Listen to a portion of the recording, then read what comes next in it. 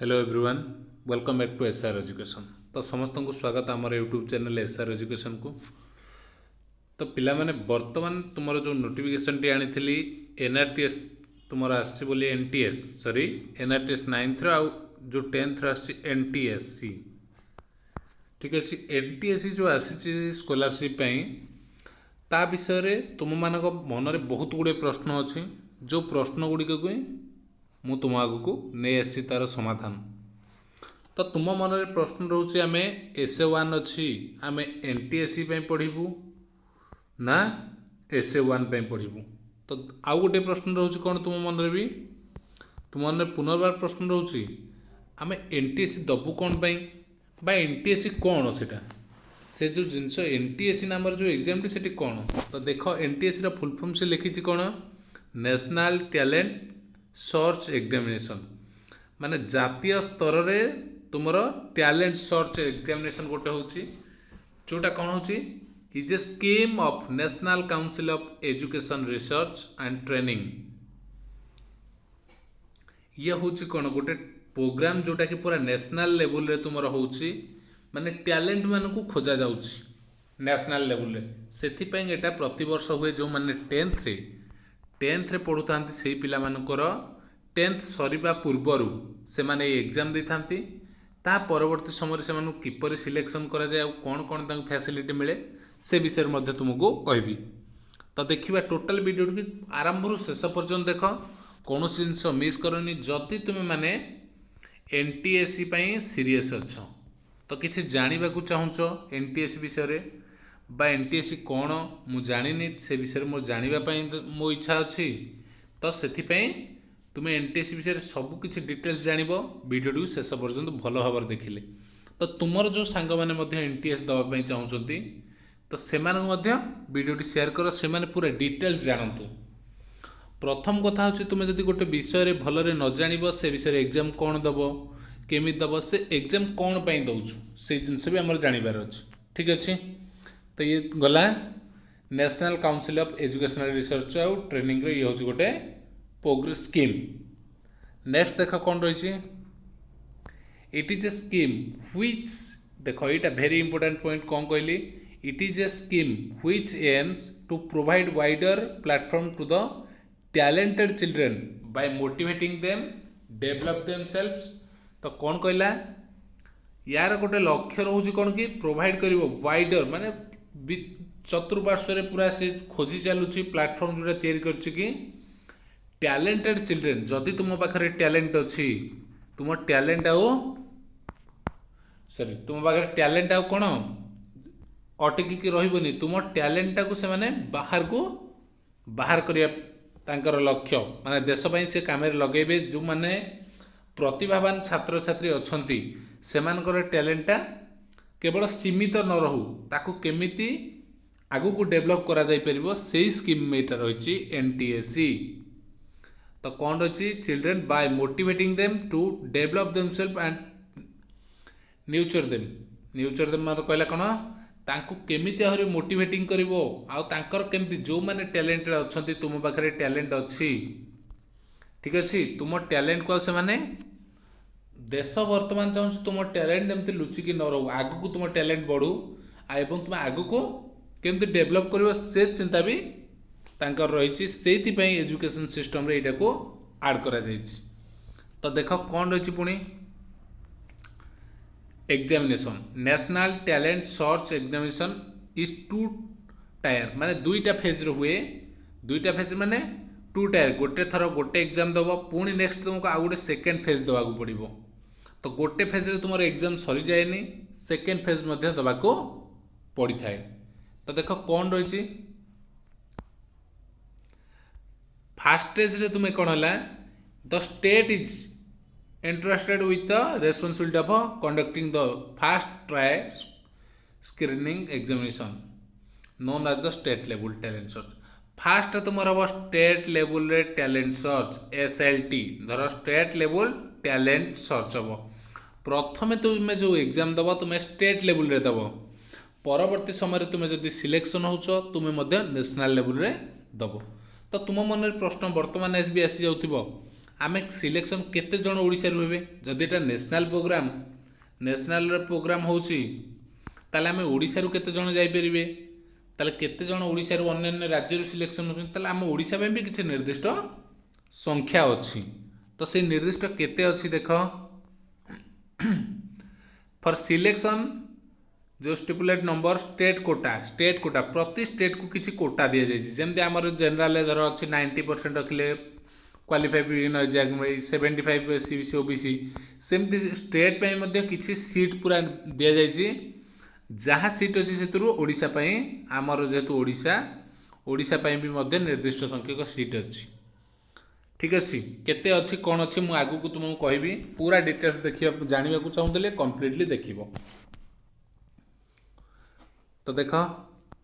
Second phase रही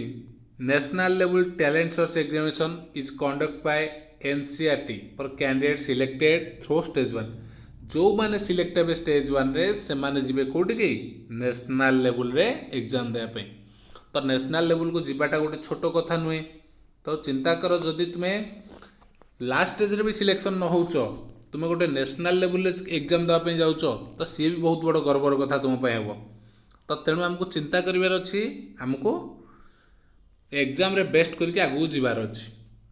तो किछि नला हम टैलेंट आमे सारा देश को देखै परिबा ठीक अछि। देखो एग्जामिनेशन फी कथा कहला the candidates are not required to pay any examination fee तुम्हें ऑनलाइन अप्लाई करिवो ऑनलाइन अप्लाई रे तुमको कौनसी फी देबाकू पड़िबो नाही बिना फ्री रे तुम्हें पूरा फ्री ऑफ कॉस्ट रे अप्लाई करि परिबो तो तुम अप्लाई करिया कौनसी प्रॉब्लम नहीं कौनसी जेहेतु नेशनल लेवल रे होउची से कौनसी भी फी नौ नाहंती तुमटारू तो तुम्हें काहाकू फी दबार नहीं आराम से एग्जाम दे परिबा तो को माने एलिजिबल समस्त तो आम जदि 10th रे जो माने समस्त पढ़ुचे समस्त एलिजिबल हो जिबे ना हमर 100 स्टूडेंट अच्छे स्कूल रे हमर 100 to 100 पिला समस्त कोन आम एनटीएस दे परिबा समस्त को देले बेले जदि ऑल इंडिया रे चिंता करबो जते पिला 10th रे पढ़ुचे समस्त कहबे दबु तो समस्त अलाउ नाही केते जण देबे आ को माने देबे ये बोरा दिछि नेक्स्ट कथा ठीक अछि। स्टूडेंट आर देखो एलिजिबिलिटी होच कोन student are studying in class X recognised school in Odisha including जो माने केंद्रीय विद्यालय हो नवोदय विद्यालय हो Sainik School etc eligible to appear national ए माने मध्य एलिजिबल एवं जो माने स्कूल रिकॉग्नाइज ओडिशा सरकार द्वारा रिकॉग्नाइज्ड हेथिबो सेई माने दे परिबे ठीक अछि। सेकेंड रे कोन कहला they must have passed class IX annual examination तुम्हें नवम श्रेणी वार्षिक परीक्षा रे पास करथिबो एवं सिक्योरिंग एटलिस्ट 60% मार्क तुम्हें एटलिस्ट 60% रखिथिबो ठीक अछि तुम्हें एटलिस्ट 60% रखिथिबो तो आम एसआर एजुकेशन रे मध्य आगु को एनटीएस रो क्लास सबू हबो ठीक अछि। तो 60% कौन समस्ते रखिथिबा दरकार ना रिलैक्स हम 5% रिजर्व कैटेगरी पे हैला रिजर्व कैटेगरी जो रहला एससी एसटी धर बा ओबीसी एमती कैटेगरी 5% रिलैक्सेशन अच्छी। नेक्स्ट कथा होची तुमर कोन सिलेबस तुम्हें मेनली धरि नबो जे हमर 60% थिबा दरकार तो मेजॉरिटी पिला भी 60% रखिथिबे जेहेतु तुमर 9th रे एग्जाम इथर हेइनी तो तुमर किछि ना किछि मार्क तो तुमको देकी स्कूल तुमको पास आउट करिछि तुम्हें से पास आउट रो मार्कशीट मागिबो सेतरे 60% जदि अछि तुम्हें अप्लाई करि परिबो। तो नेक्स्ट पुणे आगु तुमको आग वीडियो रे मध्ये कहबी कोन कोन डॉक्यूमेंट तुम पई दरकार एनटीएस अप्लाई करिया आसंता काल ठार अप्लाई हेबो तो केमिति करिवो मु तार पूरा प्रोसीजर तुमको डेमो देखाई देबी ठीक अछि। देखो सिलेबस कोन अछि there is no prescribed syllabus for state level NTS पे कौन सी निर्दिष्ट सिलेबस नाही ठीक अच्छे तुमको जी भी कहूँ सिलेबस अच्छी कौन सी निर्दिष्ट सिलेबस तुमर नाही एटा को पूरा माइंड रखिबो कौन सी निर्दिष्ट सिलेबस एनटीएस पे नाही तो कौन रही ताले केमती देबो आम परीक्षा questions are generally asked based on the content up to class x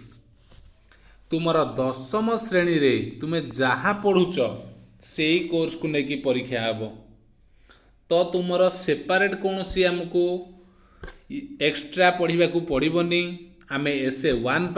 तुम बर्तमान जो टेंशन रे थिलो एसए वन पढ़ा से गुड़ा कम दब आमर एनटीएससी ठीक अच्छे कौन एक्स्ट्रा रही पढ़ापी पड़ो से विषय भी तुमको कहबी किंतु मुख्यतः तुम एसए वन जहाँ पढ़ो एसए वन हो एसए टू तुमको टोटाल सिलेबस सारे को पड़ो जेहेतु क्लास 10 तुम जहाँ जहाँ रही सबू जिनस तुम पड़ो एनटीएससी रे ठीक अच्छे नेक्स्ट रहा स्टेट कोटा देख ये तुमको ये जहाँ कही स्टेट कोटा अच्छे आम 259 तो आम ओडिशा सीट अच्छी केते 259 259 रु आमर विभिन्न ये कोटा पड़े जाउछि ठीक अच्छे विभिन्न ये कहले कौन देख candidates are selected for national level NTSC within the quota 27% reservation OBC category जदि तुम्हें ओबीसी कैटेगरी अच्छ तुम एक्स्ट्रा रहीगला कौन एथरू 25/7 तुम्हें जो एक्स्ट्रा हाईएस्ट मार्क रखिच से ठीक अच्छी 259 आसिल किंतु 250 27% तो 27% हो गले देख टोटाल आसीज मेजोरिटी पाखापाखि 27 दुगुणे 54 14 54 आउ 14 टोटाल तुम देख प्राय 68 प्लस 68 कि 69 आकुरेट परसेंटेज बाहर करने टे हम अड हो ठीक अच्छे तुम्हें पाखापाखि ये तुम आसीज कौन ओबीसी सीट आस 68 पाखापाखि ओबीसी जो मैंने कैटेगरी अच्छे से 259 भितर कौटी भी रही ता बाद भी 68 यही 68 एथु कटि आसो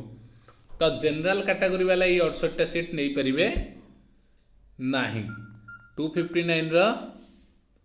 परसेंटेज हूँ जदि आम देखा केते अच्छे 27% नहीं 27% हेले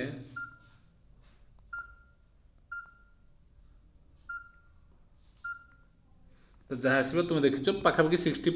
प्लस ठीक अच्छे नेक्स्ट कौन कहला पुणी एससी एसटी किसी रही एसटी एसटी जीव हारी 15% माने 15 15 30 30 है 8 धर 38 पाखापाखि 38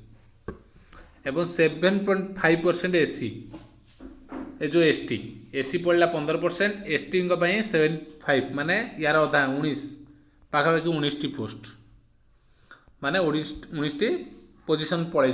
तो ये टोटाल मिसई देले आमर हो 120 पाखापाखि पड़े जाऊँगी तो बाकी जहाँ रहा 120 30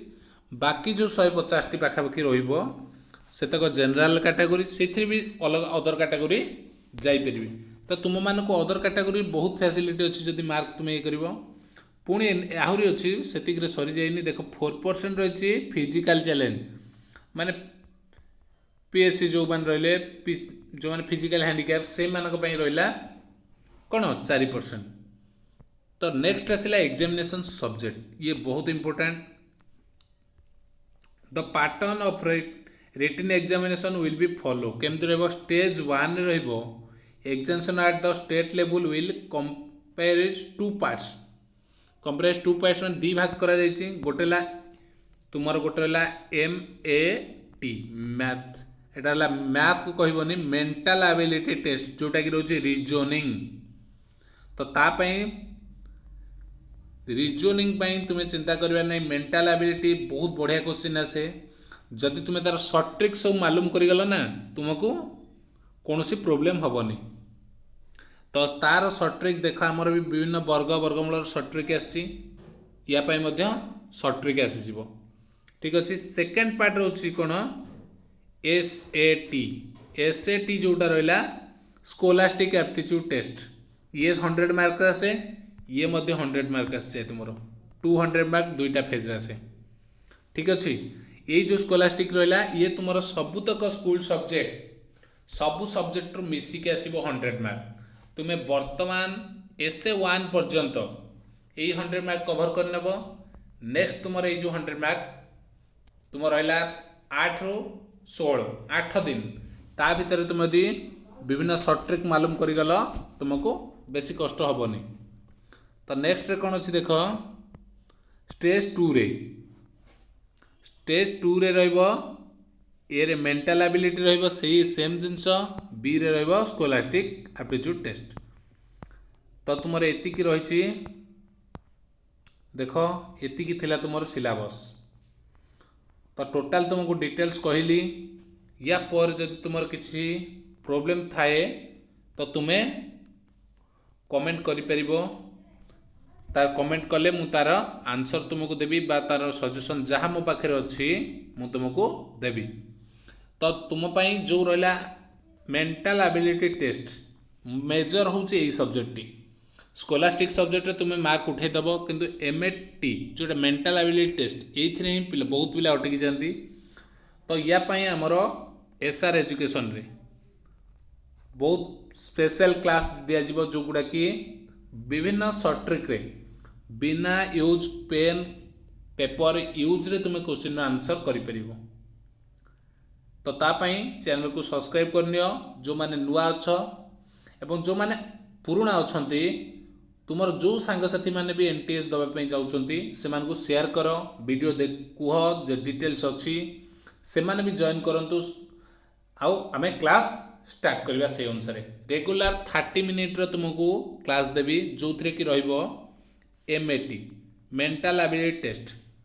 बहुत शॉर्टकट ट्रिक रे करबा। तो तुम्हें क्लास करिबो तापर जानि परिबो